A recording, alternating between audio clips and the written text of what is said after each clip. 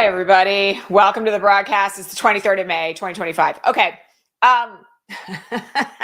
There's breaking news that literally just hit in the last 5 minutes, which we will get to, concerning the Trump administration's new effort to stop all foreign students from attending Harvard. It's good news. It's fast. And I know we all like a little bit of a boost. But first and foremost, we're going to talk about Trump's crypto baron dinner last night at Mar-a-Lago, where more than 200 people contributed between $55,000 and $37.7 million to the President of the United States. I'm just going to remind you all, there is this thing called the Emoluments Clause. And the way in which the press secretary, Caroline Leavitt, tried to get around this was by claiming that Trump was on personal time while he was doing this. Now, this dinner was not actually all that it was promised to be. In some sense, this is kind of classic Trump, because apparently what happened was that Trump helicoptered in, gave a 15-minute speech, and helicoptered out, notwithstanding promises that people who invested money were going to be able to meet with him and get their photo taken with him and all of this other stuff. But I have to make a very important point about this dinner, because I want everybody to kind of like make this clear. The nature of this dinner being on quote unquote personal time does something very interesting from a legal standpoint, which I think not a lot of people have thought about. Now, I know that it's very common for people to be running around claiming that the Supreme Court gave Trump a get out of jail free card. And I have to tell you all, and those of you who've been here for a long time know this already, that's false. Okay. What the Supreme Court did in its immunity ruling was say that Trump was immune from criminal prosecution for actions taken within the scope, essentially, and in furtherance of his presidential duties. Okay. If the president is on personal time, he is clearly not operating within the scope of his presidential duties. That includes if he's, for instance, being paid a bribe, hypothetically. So I have to say that even still, there is a bit of, a huge question mark about who would prosecute this in the near future, given that the only people who would arguably prosecute it would be Trump's own DOJ. But, the statute of limitations on certain crimes is not going to run until he's out of office. And this absolutely creates a potential for future liability. So that's the silver lining on that. But I do want to remind you all of one other thing. Treason, bribery, and high crimes and misdemeanors are a basis for impeachment. And as we talked about yesterday, this budget bill that passed the House passed with one vote. The margin of victory that the Republicans have right now over anything in the House of Representatives is very, very, very slim. And I know that a lot of us don't want to talk about the 2026 midterms yet. And I know many of us are still not recovered from the trauma of the 2024 election. But if we could take back the House, there is a prospect of impeachment for a whole host of reasons. Now, does that mean we would be able to get a conviction in the Senate? Who knows? But at the bare minimum, we could tie up and shut down the entire Trump agenda and do impeachment after impeachment after impeachment after impeachment. So, you got to take the silver linings where they come, and also recognize that if any other president in the history of the United States had engaged in what Trump did last night, his political career would be over. Can you imagine if Obama had done something? 200 people bid millions of dollars to have dinner with me, and I jet in and jet out and I'm done. I mean, there would have been calls for his execution by the following morning. So we all know there are exceptions for Trump, but I do want everybody to also be aware that there's, growing room here for large scale pushback. And it's important that we pay attention to that. Okay. So this morning, there's like yet another threat of tariffs. And I know we're all really, really tired of talking about tariffs. And I know that it's the up and the down and the yes, they are, no, they're not. And every day of the week, the tariffs change and who knows. But this morning, he's threatening Apple with a 25% tariff if they don't have their iPhones manufactured inside the United States. Now, I'm going to say something about this, because there have been reports on this that say that essentially, if Apple was forced to manufacture the iPhone inside the United States, like basically nobody could afford it. And I will also point out that, Apple and Tim Cook bent the knee, right? They made a donation to his inaugural fund of like $1 million. So once again, this is proof, as you know, Kat Abu, I'm not going to pronounce her whole last name, who is running for the House of Representatives, pointed out a couple of days ago that when you bend the knee to Donald Trump, they eventually break your legs. That yet again is an example of what has happened here. And we'll see what happens with this. I don't expect it to last, honestly. But, you know, who knows? All right. We had some very bad news out of the Supreme Court last night, particularly with regard to my friend Kathy Harris, who you all have heard me talk about before. She was like my law school bestie, rose all the way to the chairmanship of the Merit Systems Protection Board with a confirmed position and a set term until 2028. Last night, the Supreme Court allowed her dismissal by the Trump administration to stand, at least for right now. There was a stay that allowed her to return to work. Last night, the Supreme Court overturned that. There are still lower court proceedings underway, but this is very bad news for the senior officials who were confirmed to a set term, who are supposed to be nonpartisan, who Trump has said about firing, because now there is a precedent for that. But even worse, if there is such a thing, because I, was texting with Kathy last night about this, one of the things that people should be aware of is the Supreme Court carved out in its majority opinion this very strange bubble around the Fed. And essentially what it said was that Jerome Powell, or the chairman of the Fed, does not fall in the same realm as, say, like the chairperson of the Merit Systems Protection Board or the chairperson of the FCC, because it's the Fed. But there's no carve out for the Federal Reserve in the precedent of the Supreme Court preceding this. And as I think it was Elena Kagan pointed out, I think she was the dissent writer, in her dissent, essentially the majority is ignoring this very famous case called Humphrey's Executor and deciding randomly, probably because they know that if they didn't carve out the Fed, the markets would completely be destroyed and like the American economy would crash through the basement, that, they were going to invent this unique exception to allow Jerome Powell to not be fired. I have to say that this is an example, and not the only one, but definitely one of the most powerful and the most recent, of how politicized the far right-wing branch of the Supreme Court has become. They don't have the authority to do what they did last night, but there's no one to stop them. They are the ultimate arbiters of the law inside the United States. And it's very bizarre. It's just very, very bizarre. So, I mean, the one thing I will say is that obviously lower court proceedings are continuing for lesser appointees, quote unquote, than Jerome Powell, but that nonetheless, it sets a really dangerous precedent for the administration to be able to terminate people who are supposed to be nonpartisan appointees in a position for a set term beyond a given presidency. Not at all ideal. Okay, the budget battle. So, the MAGA Murder Budget, as we all know, has moved on to the Senate. I had some requests on the Patreon feed this morning. Reminder, please become a subscriber over at patreon.com/resistancelive if you aren't yet. And you want to ask me questions, because you can do that over there. Somebody asked a question about what the state of the budget was in the Senate. So all of this is still a whole slew of moving parts, because there are Republicans like Rand Paul who have said they will not vote for this bill because of how much it adds to the deficit. There are others in the Senate who have said, Republicans, who have said they won't vote for it because they don't think the cuts go far enough, like kicking 13 million people off of Medicaid isn't enough. And there are still others who have individualized concerns about certain provisions, and that's leaving aside Democratic pushback. Okay, so it hasn't passed the Senate. Again, there's a lot of advocacy that we can do on this. I talked about this at length yesterday. You should be calling your senators and advocating for a no vote on this bill. Still inside the bill are provisions like average everyday citizens can go buy a silencer for a gun.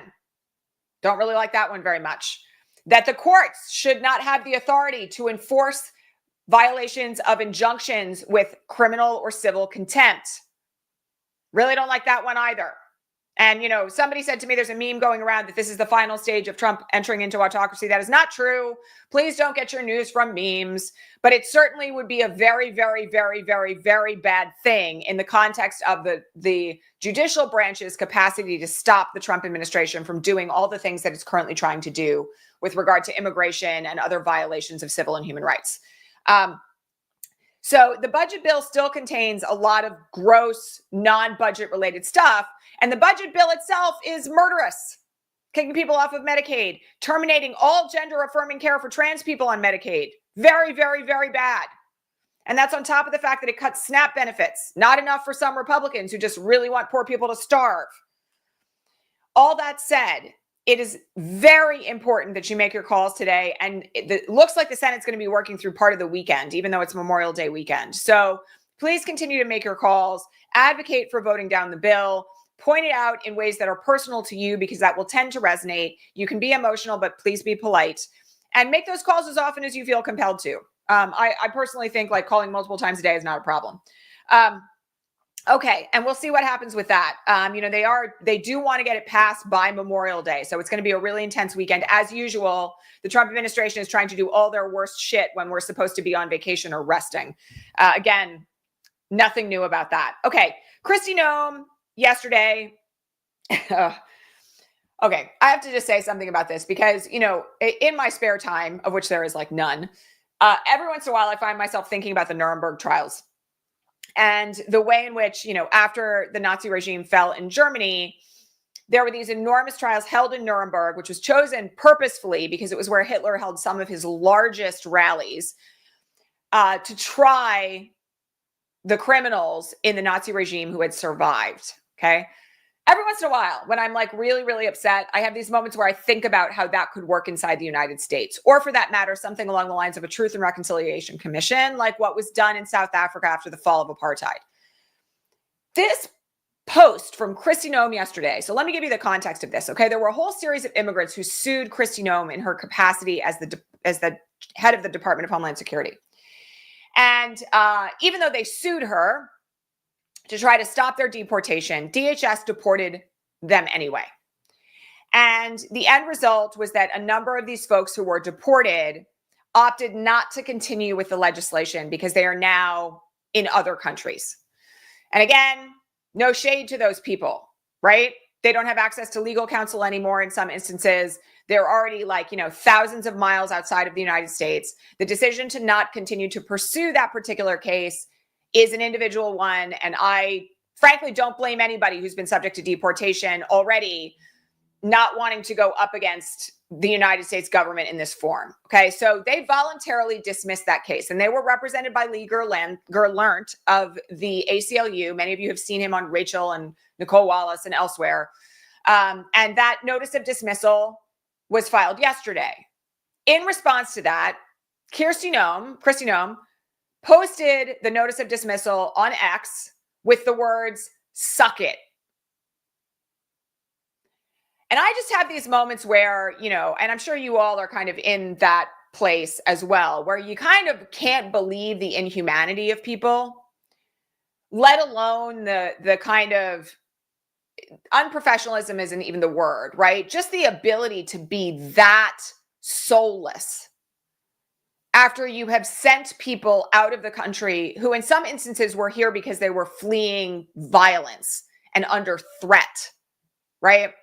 To do that in response is just disgusting and amoral and, sort of like digging your heel into the throat of people who have already suffered tremendous harm. And, I will anxiously await the day when Kristi Noem is in the dock at our version of the Nuremberg hearings, because it will come someday. I have a feeling. All right, that's enough on that. I find her very hard to talk about. Okay, she's up there on my list with Stephen Miller now. Okay, so everybody keeps asking me about what's happening with the Boasberg contempt hearings and Kilmar Abrego Garcia. I'm just going to remind everyone that if you want updates on particular cases, totally understandable to want to know where things are. You can go to the Just Security Litigation Tracker at justsecurity.org and search their tracking of every litigation against the Trump administration. You can literally plug in Kilmer Abrego Garcia and you will get the summary of where that case stands, okay? This is a really good thing to do for yourself. You can use it anytime you want to check up of what's happening in a given case. What is happening in that case right now is that discovery is underway to determine whether or not the Trump administration is in contempt. And for everybody who's like, why hasn't it been ruled upon yet? Which is the answer that I get all the time. I have to remind you all that contempt cannot be exercised without an evidentiary hearing. And in order to get evidence, you have to conduct discovery or have people testify. So that process is underway. And yes, I know everybody complains about how slow the courts are, but I'm going to tell you one thing. Just imagine how bad it would be and what a terrible precedent it would set if Judge Boasberg threw, say, hypothetically, Tom Homan in the clink, and that was immediately overturned by the Circuit Court of Appeals because he didn't obtain the necessary evidence to warrant it. That would be really bad. That would actually be precedential in some ways for like not holding people in contempt. So as much as I would like people to be able to, you know, have the sense of justice that they want, Boasberg is the Chief Justice of the District Court for the District of Columbia. That means he is in a leadership role over the entire district court for the most significant district court in the country when it comes to hearing immigration matters. Literally anybody who is outside of the country, including all those people in El Salvador, can only bring habeas corpus petitions in the district where they are either located or in the district court for the District of Columbia. Like literally everybody in CCOT has only one venue in which they can bring a habeas corpus petition, and that's the district court for the District of Columbia. Boasberg cannot F this up. And so it's very important that we understand that Boasberg is trying to do everything right so that he is not overruled, because he, apart from everybody else who's out there who's a lawyer, knows the significance of what it will mean if he Fs this up.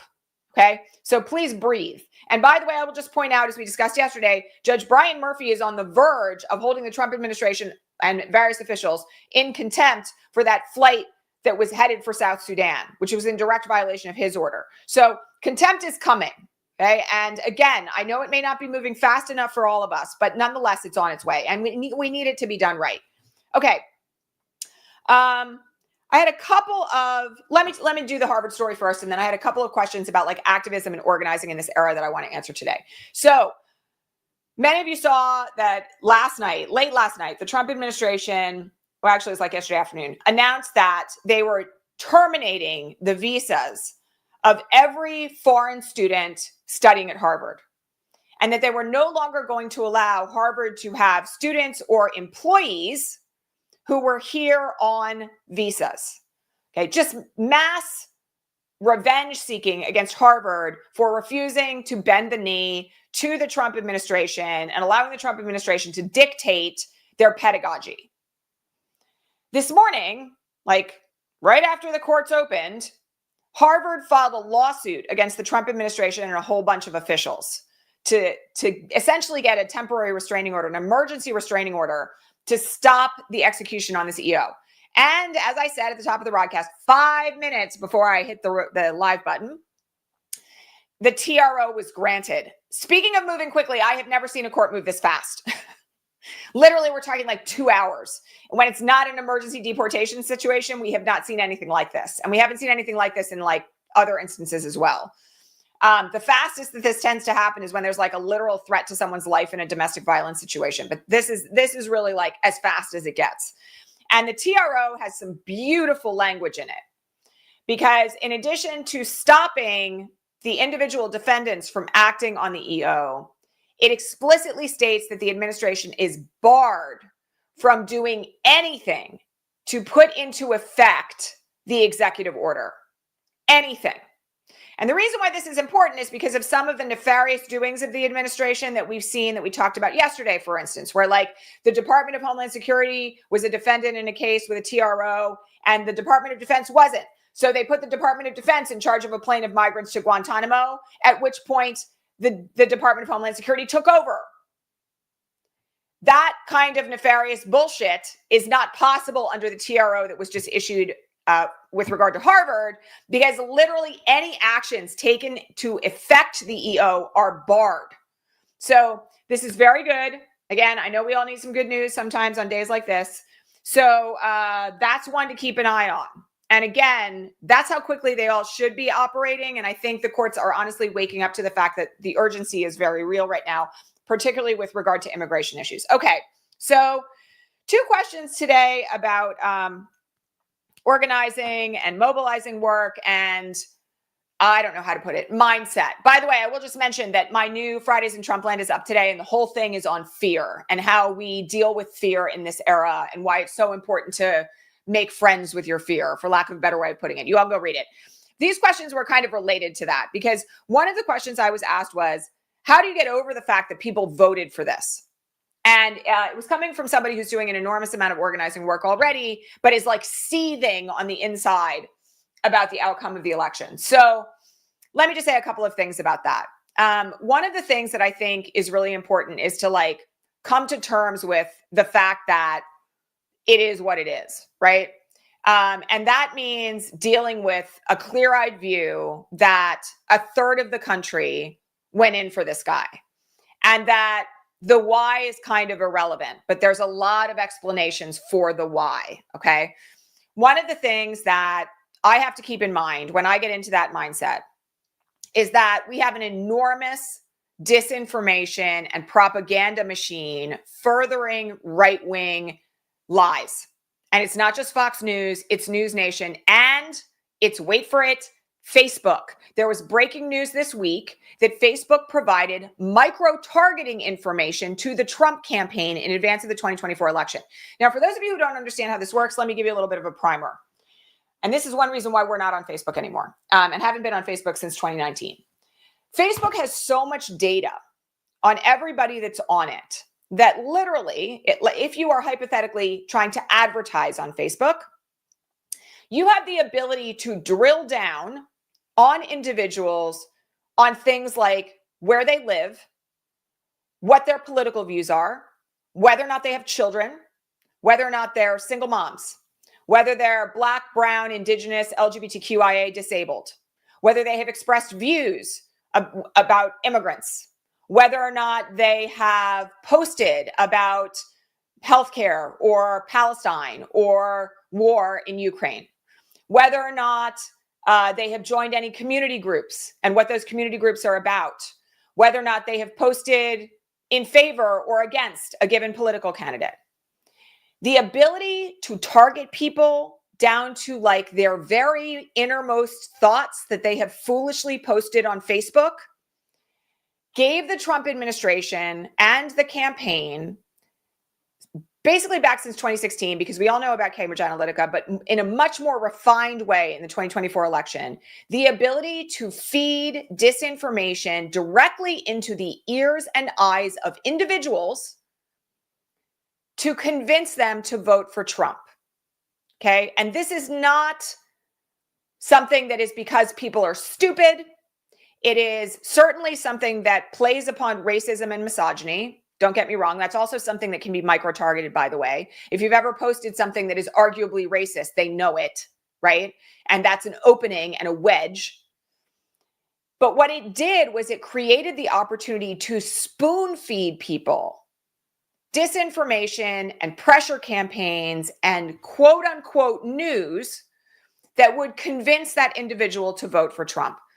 Just one example of this that I want to point out, and this was right on display in an article in the New York Times in February, where they profiled a young woman who stood inside the voting booth for hours on end, like literally was standing there for like something like 60, 70 minutes, trying to decide whether to vote for Kamala Harris and Donald Trump. And she had fertility issues. Okay. Really tough time getting pregnant. I wonder how it is that she was spoon-fed information that Donald Trump was going to be the IVF president.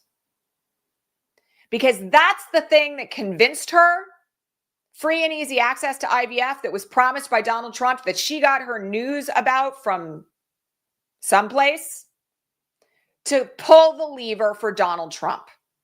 Okay. And you have to look at this through the lens of what was essentially a con job that was micro-targeted to individuals' needs and wants and fears and biases.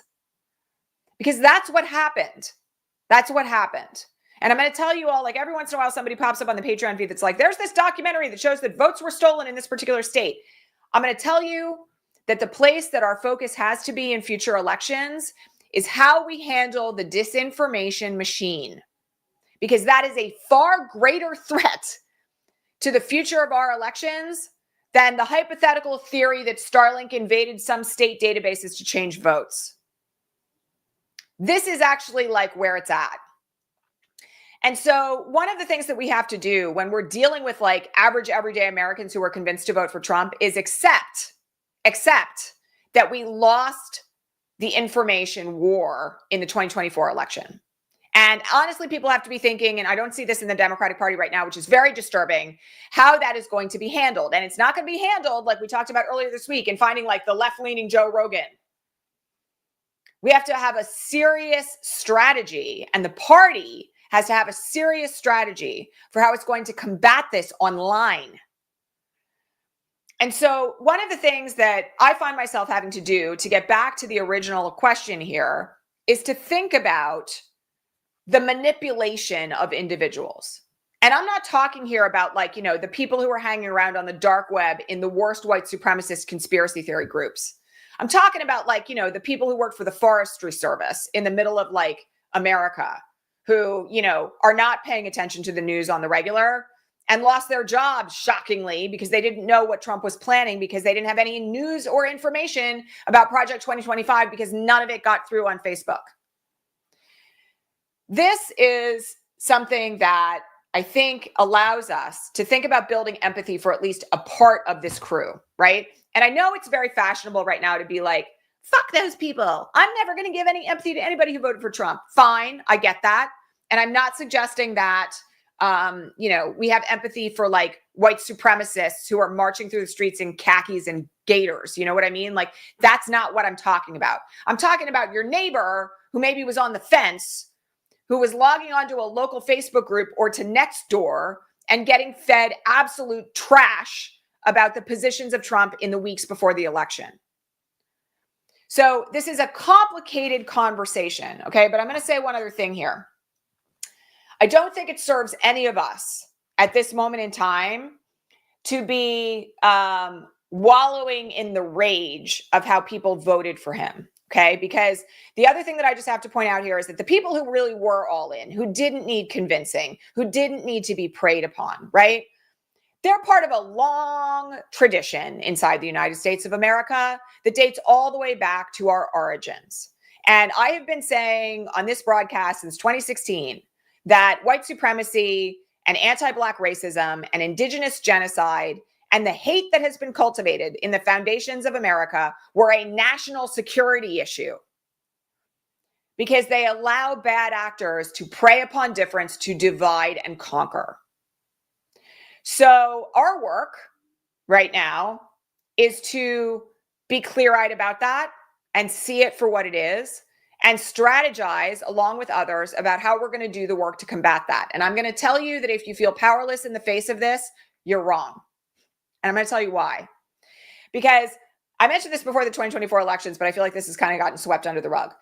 The greatest counterbalance to disinformation is trusted interpersonal relationships. So if you become the person in your own community who people know can be trusted on providing reliable information, and you're in community with others and you're doing good works where you live, and you're somebody who will talk to people and, you know, make a difference in your own community. When somebody comes up to you and says, I heard that Trump's not really cutting Medicaid. Is that true? You can be the person who answers that, and not in a way that's like, oh my God, I can't believe you believe that. But in a way that is actually, here's the facts. The facts are that 13 million people are about to lose their Medicaid coverage, that 3 million people are going to lose it entirely, and the remainder are going to have so little health care that they're probably not going to be able to survive easily. And, you know, if you're interested in learning more about this, let me send you a news article that breaks it all down. You know, that's how we handle it. Okay. And I personally have reached a point where I don't know, maybe it's like, I don't know, maybe it's kind of like that thing of accepting the things you can't change. We can't change the outcome of the 2024 election. Full stop. But there's lots of other things that we can change. And there's lots of things leaning toward the future that we need to be directing our attention to right now. And so, some of this, by the way, I will also just mention, which we've talked about a lot here, is grief, because rage is a cover for grief. And so if you have not yet grieved the loss of all that possibility and who we all would have been and, the lives that we would all be leading right now if Harris Walls were in the White House, it's a good time to do that, right? Because that's the other piece of it. Okay. The other thing that I just wanted to answer here was that somebody posted something which was essentially this ongoing feeling of not doing enough. Okay. So if you've not yet read Kelly Hayes' newsletter for this week, she writes under the title Organizing My Thoughts. And you can Google her. Kelly Hayes, she's the co-author of Let This Radicalize You with Mariam Kaba. You should go read her newsletter, okay? Because Kelly Hayes, of all the people in the world who should not feel like they are not doing enough, Kelly Hayes wrote about this week, about this constant sense that people who are engaged and who really care and who are many times overwhelmed and exhausted and honestly taking on too much, how we have the sense that we are never doing enough, all right? And one of the things that is critically important right now for the long haul of what we're engaged in, if we're moving toward the aim of true societal change and mobilizing the 3.5% of folks who need to be engaged in order for us to really do that, we have to manage our own energy like in an incredibly rigorous way. And that means when that tape is running in your head, recognizing that that is the urgency and the despair that this regime wants you to feel, that they want us all burnt out, exhausted, and incapable of making change, right? And also that they want us operating in a scarcity model where the assumption is that if I don't do it, no one else will, that I have to do everything because no one else will pick up the ball if I don't, and that others won't do the thing that I am saying no to if I don't do it. All right. So this has been a deep part of the conversations that I've been having here locally in my own organizing, this perception of, labor won't be shared, right? This perception that if I say no, everything's going to fall apart. I'm just here to tell you, first of all, we do a lot of work on this inside the Ripple Effect Institute. You all know that. You can download our free guide, which is actually about this. It's in the show notes. It's about how to lead without change, without burning out. But I will just share one, key observation. All right.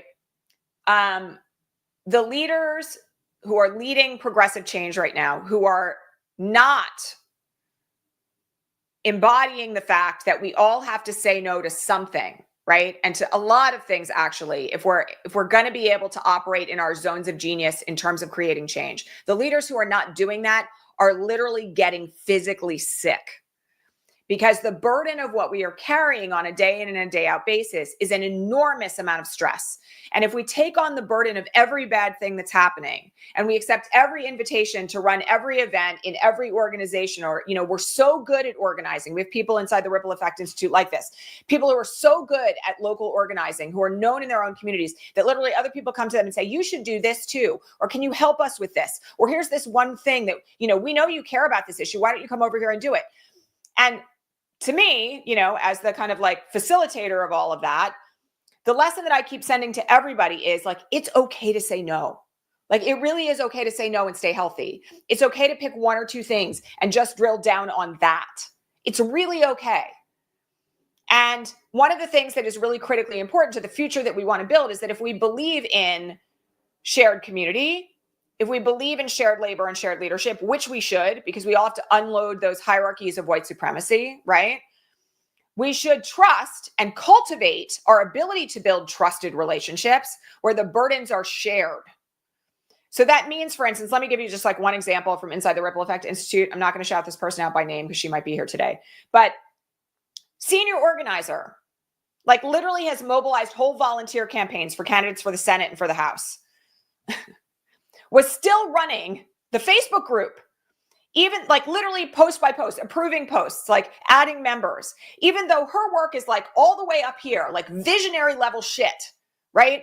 She's the person that like literally the US Senate candidate calls when he needs an event in her area. And she's still in there going like, I have to decide whether or not this person has filled out this form right to add to Facebook.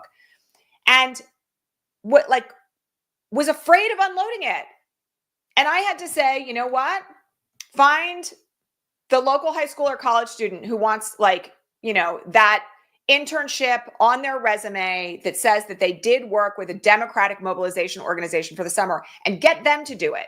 Or train someone else in your group, like a parent who maybe can't be at every meeting but has time to do this at 10 o'clock at night before they fall asleep, to do it themselves, right? We have to be able to organize with structure, okay? It can't be like a fucking free-for-all. Pardon all the cursing today, but seriously, if you are not building structure into your organizing, it will kill you, okay? So this thing of I'm not doing enough, you have to recognize that as white supremacy culture, because that's what it is. It's perfectionism in another form. It's the requirement of doing more. It's capitalism speaking through your own brain, okay? You have to choose and set the boundary and establish the structure so that our success as organizers and at pushing back and building a better future isn't stopped in its tracks by every single one of us being burnt out and overextended. Okay, that's the end of my rant for today. If you want to know more about this, or if this is actually like relevant to you, you should apply for a free strategy call on the Ripple Effect Institute. And I will make sure that I drop wherever up here after the broadcast is over, the link to do that. And, you know, that's essentially a strategy call to hear about your leadership and your struggles and your challenges as an organizer, or if you really know you want to make a difference, but you don't know where to start. And you will talk to me or someone from my team, and we will help you figure it out. Okay. And we'll also talk about whether or not the Ripple Effect Institute might be your next best step if you're interested in doing that. So please consider that. But, you know, my best advice here, honestly, is that when that tape plays in your head, to actually have the counterbalancing thought to it. Here's all the things I am doing that are making a difference. Here's all the ways in which I'm living into my values, right? Here's, you know, and literally like this person wrote this, I think, while they were at a Democratic mobilizing table in their local area, like handing out food, right? You're like, there is objective evidence that you're doing enough. Okay. And if you truly aren't doing anything, then the question might be legitimate, in which case you should probably get some advice or join an organization about how you can actually activate. But from the perspective of those of us who are already doing a whole multitude of things in this era, I really want you to have the counterbalancing thought that is, I am enough. I am doing enough, and I can delegate and work with other people to maintain my balance and my sanity. And actually, it's critical for the future of my movement that I do that. Okay. So, yeah, that's my rant for today. Okay. It's the Friday before Memorial Day weekend and my kids are off school. So there is no Progressive Coffee / happy hour this afternoon for our Patreon subscribers. I hope you all have a wonderful Memorial Day weekend. Please don't forget to like this broadcast and subscribe if you haven't already. I'll also remind you all that on Monday, we have a new, even though it's Memorial Day, we have a new educational video coming that I think everybody's really going to love. That will drop at noon on Memorial Day. And I will catch you all back here on Tuesday at regular time. Please get some rest. Okay. It's freezing cold here in the Northeast. I was going to take my kids to the beach and now we're not doing that. So, but nonetheless, we're going to find a way to get a little bit of a break. All right. Lots of love to all of you. Thank you all for all the work that you're already doing. And I will catch you all back here live on Tuesday. All right, everyone. Take care. Bye.